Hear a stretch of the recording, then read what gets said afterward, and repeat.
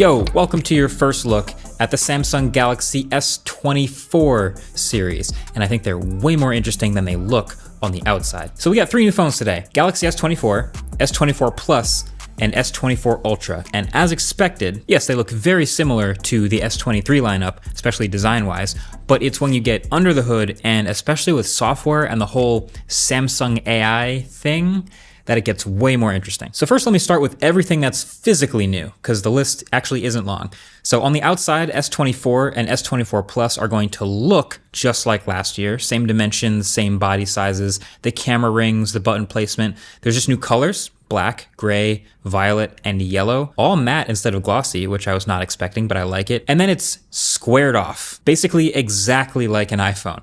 Now I know, sometimes people say, oh, there's this feature that kind of resembles the iPhone, or it looks a little like the iPhone. No, these flat sides and the flat screen look exactly like the iPhone all the way around, just being honest here. But now inside that body, the bezels are again slightly thinner all the way around, making way for slightly larger displays on the S24 and S24 Plus. So now it's 6.2 inches and 6.7 inches. And then these panels themselves are actually sneaky major upgrades, especially the bigger one. So they're both now a ridiculously bright 2600 nits. And the Plus, that got bumped up from 1080p to Quad HD. And it looks like you do have the option to use it at 120 Hertz while it is Quad HD, just like the Ultra, which that's pretty sick. It's 1080 by default, but that's definitely an upgrade they didn't have to do, and I appreciate that. And then the phones also have slightly larger batteries, both of them, up to 4,000 milliamp hours on the S24 and 4,900 milliamp hours on the S24 Plus. And then the big dog, the S24 Ultra, is actually even more tweaked. So again,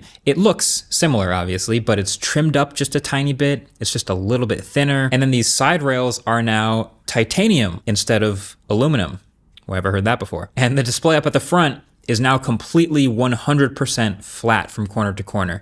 And I'm really liking it. So you might remember we went from having really dramatically curved edges on the old Ultra phones and Notes from back in the day to a gentle curve to almost no curve, but now it's no curve at all, which means it's totally flat, and there's actually much less bezels all the way around, and the screen goes to the very edges. And then also the Ultra is matte in all of its new colors: black like usual, but a new titanium color and a violet and yellow. Then on the inside, they're all running the new Snapdragon 8 Gen 3 chip across the board.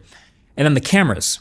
The cameras appear to be more or less the same as last year with the S24 and S24 Plus.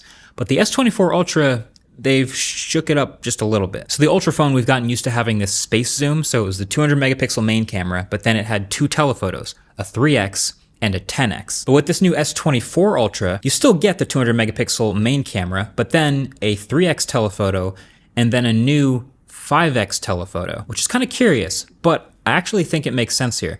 Basically, the 10X is a huge jump of zoom, and I think Samsung is realizing not a lot of people are actually zooming into 10X. This is just my theory anyway. So instead of having a 10X telephoto lens, which was only 10 megapixels, this new redesigned 5X is 50 megapixels. So the 5X, that's a much more common zoom range, and then the higher megapixel count should mean that when you hit the 10X button that's in the camera, it crops into the middle 50% of the frame, and you should still have nearly the same quality of a shot as the old low-res 10X. Now, this is all a theory, a lens theory, but I'm gonna have to test all this stuff out and, of course, see how well it works for the full review. So definitely make sure you get subscribed to see that when it comes out. Shout out to MattPat. Now, other than that, it feels like it's pretty much the same set of cameras across the board, and the Ultra, that also still has a 5,000 milliamp hour battery with the S Pen slotted in the side as usual. So if you want all the new specs across the board, here's a nice little chart we've made for you, so you can pause and see the numbers and the prices and everything. I do wish the S24 started at 256 gigs in 2024, but anyway, we gotta talk about this new chip for a minute. So all these phones are running the new Snapdragon 8 Gen 3 chip across the board. Great flagship chip, beginning of its life cycle. So, there's a couple phones trickling out with this one now, and there will be way more. And of course, I have to test things like the performance and the battery life and how heating works out. But it's also very clear that Qualcomm has built in a bunch of AI processing features into this chip. And so now it's up to the manufacturers who use the chip to decide what to do with it. And so there's phones coming out left and right with all kinds of AI features. And I think a lot of them are actually the most useful parts some of these phones, and let me know if you agree. So the big one that I think most people will find the most useful on this phone is the instant visual search. So no matter where you are on the phone, whatever you're doing, if you just hold down the home button, or if you have gestures, just hold down the gesture bar, you can then either tap or circle something on your screen to instantly Google search it. And it's just the few times I played with it, it's really fast. And this whole visual search feature thing, it's not like it's totally new. Like we've had reverse image search and Google Lens for years, but I'm loving the convenience of just, being on a website, seeing an image or something you just want to know more about, and then just long pressing, Googling it real quick and getting the info. Or even something in your gallery. Maybe there's a landmark or something in a photo and you just Google the image. I mean, I think it's awesome. I think people are going to be probably using it a lot. It's also just something you have to spend a little time getting used to because everyone knows you can type things into Google, but to just visual search Google stuff, super useful. Then basically there's a bunch of other little places in the phone where you see the little stars, the little barred stars. If you see those, then there's some AI lurking ready to help you out. Just press it. So the voice recorder app gets AI. So now it does much improved speaker labels and transcriptions, and it can actually summarize your voice recording after you record into a bunch of bullet points. The Notes app gets AI. Now it can do things like straighten out your handwriting or turn your notes into bullet points or summarize your notes. It's just, you gotta find those little stars and press them. And the Galaxy S24 Ultra feels like it becomes more than just the ultimate note-taking device, but now it's even more useful on top of the already borderline magical handwriting recognition and all that stuff. So I love that. The phone app gets AI. So this stuff might start to sound familiar, but let's say you're gonna have a phone call with someone who speaks a different language. It will do live transcription and translation audibly in real time as you're having the conversation. So let's say I only speak English and you're gonna call someone who only speaks Korean. So you have to go into the phone app and download the language pack before the call. So it does all of this transcription offline with a model stored on the device. And it seems like the models are, somewhere from 100 to 500 megs each. And when you get on the phone, you just speak your language and the phone will visually and audibly translate what you're saying for the person on the other end. They hear their own language. Then they speak their language and the same thing. You hear them, but then you immediately hear a translated version in your own language. And it's pretty fast. I mean, I've never used live translation this smooth before. Now, I also don't speak Korean, so I'm not about to vouch for how accurate it is, but I'm gonna try this with Spanish and try to verify a little more when I review the phone. But there's even the option to not even hear the other person speak, but just hear the translated voice, which is bold, but it also speaks to how accurate they think it is. And then, of course, the photo app gets AI.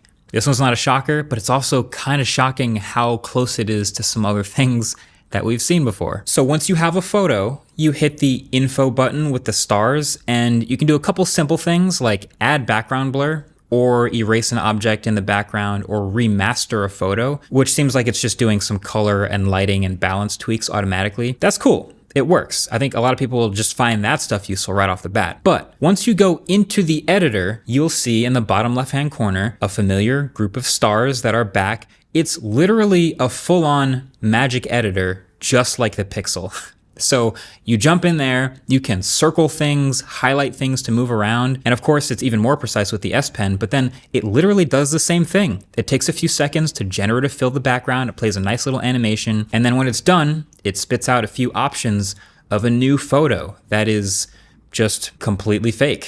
And also, I don't know, there seems to be less restrictions with this one than Google's, at least because I remember the Pixel was very picky about letting me move people around, but I encountered nothing that this one was not willing to mess with. So the good thing is in the final result, there is a baked in watermark at the bottom left-hand corner. So you'll know in your gallery, if you're looking at an image that has those stars as a watermark, that it didn't actually look like that when you captured it. You can also apparently turn a regular video into a slow motion video as the AI generates new frames in between actually captured frames, and that can slow down the video for you. I don't know how well that's gonna work. Again, if it's as good as some of the generative AI stuff I've seen, could be shockingly good, but that's just another AI feature. Either way, clearly, there's a lot going on.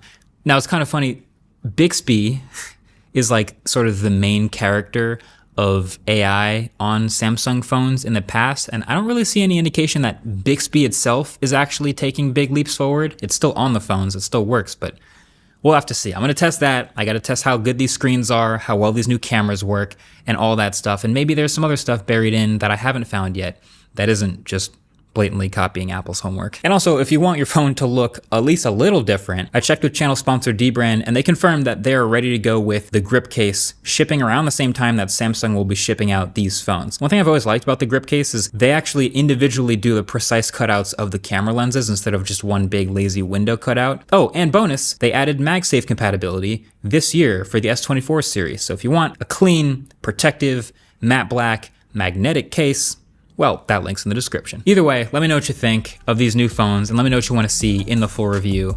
Some interesting stuff here. I'll say that. Thanks for watching. Catch you in the next one. Peace.